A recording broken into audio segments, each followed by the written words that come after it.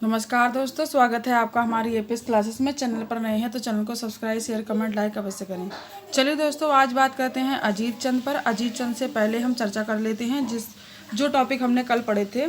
हमने कल जगत चंद पर चर्चा करी थी और हमने देवी चंद पर चर्चा करी थी। ठीक है दोस्तों, हमने जगत चंद के बारे में पढ़ा था दोस्तों कि ये कितना अच्छा राजा था, ये किस तरह से प्यार से रहता था, ये मिलनसार राजा था। जो यश इसने कमाया वो शायद किसी और राजा ने नहीं कमाया। इसका और जनता का जो तालमेल था वो बहुत ही अच्छा तालमेल था और बहुत ही सराहनीय तालमेल था। ठीक है दोस्तों, और हमने देवी चंद के बारे में पढ़ा था कि ये कैसा पागल राजा था। ये बिल्कुल मोहम्मद तुगलक की तरह राज था, जैसे वो मोहम्मद तुगलक पागलपंती करता था अपने शासनकाल में, उसी प्रकार से ये करता था। तो इसीलिए कुमाऊं के मोहम्मद तुगलक की संज्ञा भी इस राजा को दी गई है। ठीक है दोस्तों, आइए आज बात करते हैं अजीत चंद की।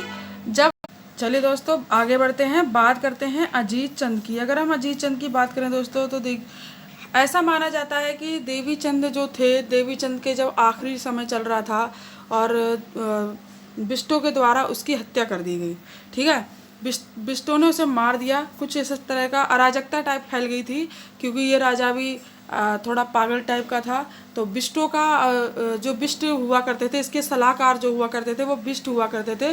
तो बिष्टों या गैडा उड़ा, इन लोगों ने क्या करा, इन लोगों का प्रभाव था इसके राज्य में। ठीक है, और इसके राज्य में इनका प्रभाव होने के कारण इनकी चलती थी। तो जब इसको उनके कुछ षड्यंत्रों के बारे में पता चला तो इसने थोड़ी सी आवाज़ उठाने की कोशिश करी, तो देवी चंद की हत्या कर दी गई। और किसके द्वारा? बिष्टों के द्वारा। ठीक है, जब देवी चंद की हत्या कर दी गई तब जो है राज्य जो था पूरी तरीके से बिष्टों पर आ गया। अब जो है राजगद्दी पर किसे बिठाया जाए, उत्तराधिकारी किसे बनाया जाए, और देवी चंद का कोई भी उत्तराधिकारी नहीं था। तो इसलिए ढूंढा गया कि कोई चंद मिल जाए, क्योंकि चंदों का राजवंश है तो कोई चंद मिल जाए। ठीक है दोस्तों, तो फिर ऐसा हुआ कि एक ज्ञानचंद्र नाम के, पहले हमने जो पढ़े हैं, राजा हुआ करते थे। ठीक है, तो उन ज्ञानचंद्र की राजा की एक बेटी थी। उसकी जो शादी हुई थी वो किसी कठेड़ के पीपली राजा के साथ हुई थी। उनका नाम था नरपत सिंह। ठीक है, क्या नाम था? नरपत सिंह। नरपत सिंह। ठीक है, ये कौन थे? ये थे ज्ञानचंद्र के दामाद। जो ज्ञानचंद्र हमने राजा पढ़े थे, उन ज्ञानचंद्र के ये दामाद थे। इनका नाम था नरपत सिंह। ठीक है, तो इनका एक बेटा था। तो लोगों ने सोचा कि चलो ये चंद राजवंश का ही तो हिस्सा है, तो मतलब अपनी माँ की तरफ से तो चंद का ही हिस्सा है, तो इसलिए इनको राजगद्दी पे बिठा दिया गया। इनका एक बेटा था, इस बेटे का नाम था अजीत चंद। ठीक है दोस्तों, क्या नाम था? अजीत चंद। इनको इन्होंने गद्दी पे बिठा दिया। अब ये गद्दी पे बैठ तो गए दोस्तों, ठीक है, लेकिन क्या हुआ, ये गद्दी पे तो बैठ गए लेकिन ये कठपुतली बन के रह गए बिष्टों की। ठीक है, किसकी? बिष्टों की। क्योंकि बिष्टों की राज काज जो भी चल रहा था, ये नाम मात्र के राजा थे, लेकिन सारा सब कुछ चल रहा था बिष्टों के अनुसार ही।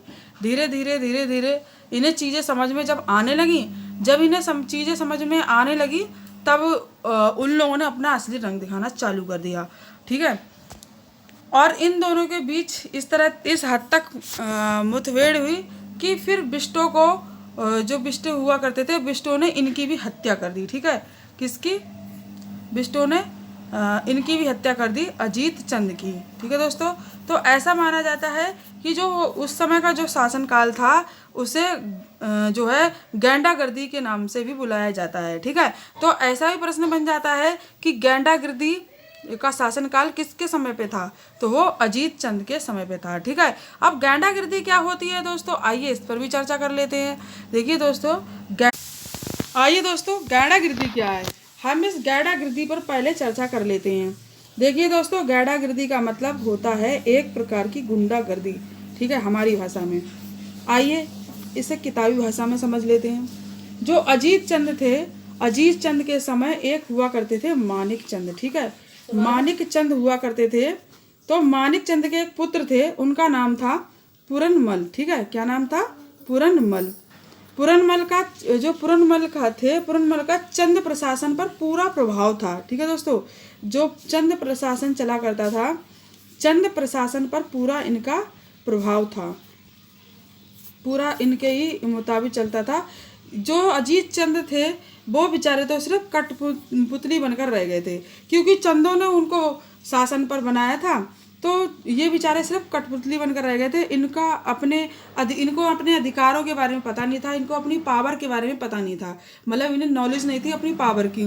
तो ये सोचते थे कि हमें विष्णु ने बनाया है तो हमें इनकी माननी पड़ेगी। ठीक है, तो ये बेचारे इनकी सिर्फ कठपुतली बन के रह गए। ठीक है, अब आगे चलते हैं।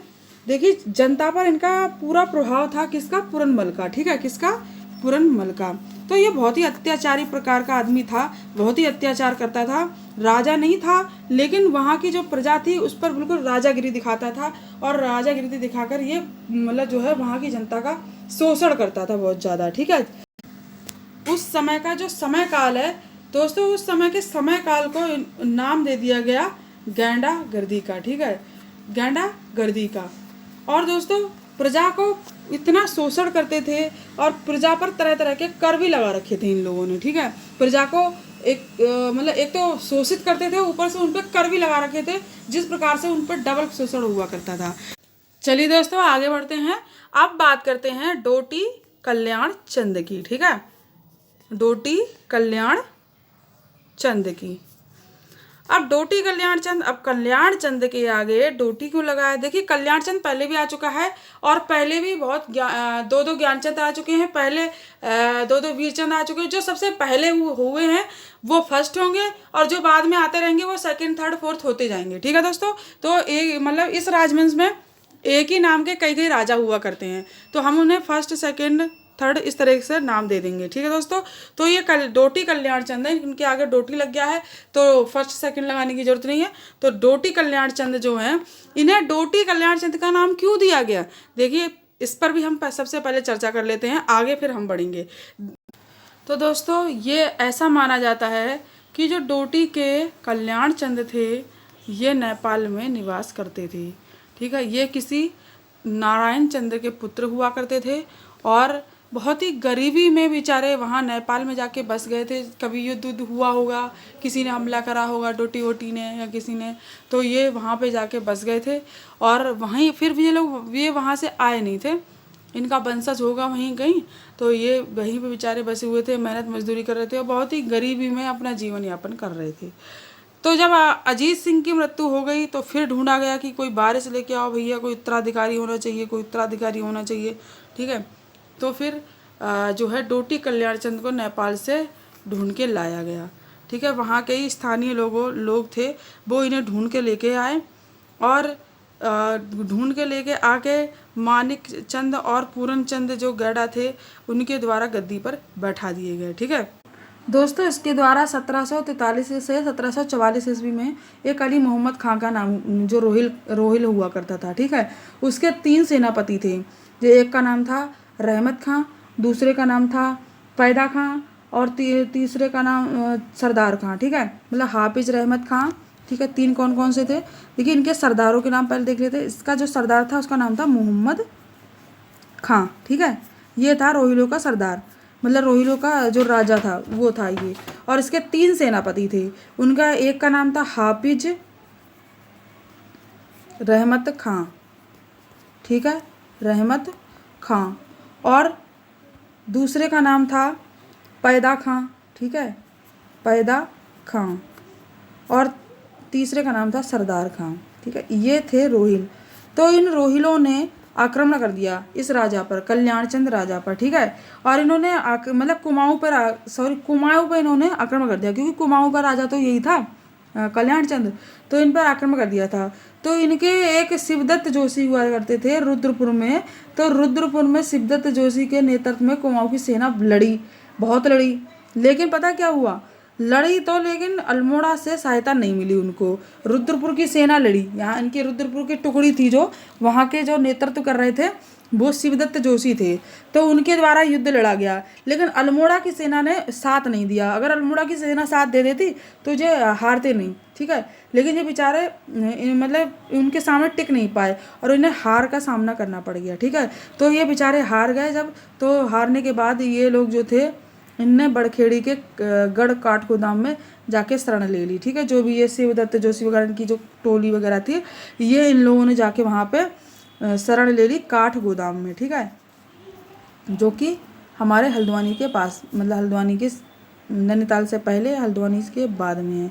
जब हम कुमाऊं में, हल्द्वानी और नैनीताल के बीच में काठ गोदाम है, ठीक है। तो कल्याण चंद्र ने जो है रोहिलों के भय से, जब उसको सुनने को मिला कि अरे हमारी सेना तो हार गई, ऐसा हुआ ये हुआ सो हुआ, फिर वो डर गया कि भैया रोहिलों का एक बहुत बड़ा मतलब वो है दल है और ये तो कुचल के रख देगा हमें। तो उसने दिमाग से काम लिया और उसने डर से भय से अपनी रानियों को लिया और अपनी रानियों को लेके वो बाधाड़गढ़ और लोभागढ़ी में जाके उसने शरण ले ली, ठीक है। कहाँ पे? बाधाड़गढ़ी और लोभागढ़ी। ये चीज़ें याद रखने योग्य हैं कि जब रोहिलों ने आक्रमण किया तो कल्याण चंद्र ने कहाँ पे शरण ली? बाधाड़गढ़ और लोभागढ़ी में शरण ली, ठीक है, अपनी रानियों के साथ, ठीक है दोस्तों। अब दोस्तों हाथ पे हाथ रख के तो बैठा नहीं जा सकता था, तो राजा के पास, जहाँ पे राजा थे, राजा लोभागढ़ में थे, ठीक है, लोभानगढ़ में। तो लोभागढ़ में राजा थे, यहाँ पर अनूप सिंह तड़ागी था जो, जिसने कल्याण चंद्र को गद्दी पे बिठाने में सहायता करी थी। उसने कुछ स्थानीय लोगों को साथ लेके वहाँ राजा के पास पहुँच गया और वहाँ राजा से बात करी, चर्चा करी कि ऐसे तो नहीं जा सकता, इस तरह से तो नहीं हो सकता, हमें कुछ ना कुछ तो करना पड़ेगा, ठीक है। तो इन्होंने फिर जो उस समय गढ़वाल के जो राजा हुआ करते थे, गढ़वाल के राजा का नाम था प्रदीप शाह, ठीक है, क्या नाम था? प्रदीप शाह। तो प्रदीप शाह से इन्होंने बात की और प्रदीप शाह ने इनकी पूरी मदद की। ऐसा इतिहास में, तो दोस्तों इतिहास में बहुत समय बाद ऐसा हुआ कि पहले भी एक दो राजाओं ने गढ़वाल के राजाओं की मदद करी है, लेकिन बहुत समय से, लंबे टाइम से जो है कुमाऊं का और गढ़वाल का 36 का आंकड़ा चल रहा था। अब इस आंकड़े के बाद जब से इन लोगों का 36 का आंकड़ा चला, तब से अब पहली बार ऐसा हुआ कि किसी कुमाऊं के राजा की किसी गढ़वाल के राजा ने मदद करी हो, ठीक है। अब प्रदीप जो वहाँ के गढ़वाल के जो राजा हुआ करते थे, प्रदीप शाह की एक टोली और कल्याण चंद्र की एक टोली, सेनाओं की, दोनों की सेनाओं की एक टोली जो है वो रोहिलों से आक्रमण करने के लिए चल पड़ी और इन्होंने रोहिलों पर आक्रमण किया और बहुत ही गजब का आक्रमण हुआ और बहुत ही मतलब जबरदस्त आक्रमण हुआ। लेकिन फिर भी इनकी सेना जो थी, ये दोनों मिलकर इन्होंने रोहिलों पर आक्रमण किया, लेकिन रोहिलों की सेना बहुत ताकतवर थी, इसलिए ये रोहिलों की सेना का सामना नहीं कर पाए और अंत में इन्हें संधि करनी पड़ गई। अब दोस्तों पुनः 1745 ईस्वी में आक्रमण किया गया, ठीक है, पुनः रोहिलों ने आक्रमण कर दिया। मतलब ये लोग, इनके बीच संधि हो गई थी, लेकिन फिर भी रोहिल जो थे वो शांत नहीं बैठ रहे थे। उनने दोबारा फिर से इनके ऊपर आक्रमण कर दिया और आक्रमण किया तो बाराखेड़ी के पास में ये युद्ध हुआ, ठीक है।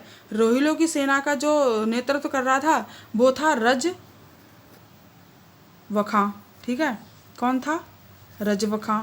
और जो हमारी सेना का, मतलब जो हमारे यहाँ चंद सेना की जो कर रहा था वो थे शिवदेव जोशी, ठीक है, कौन थे? शिवदेव जोशी।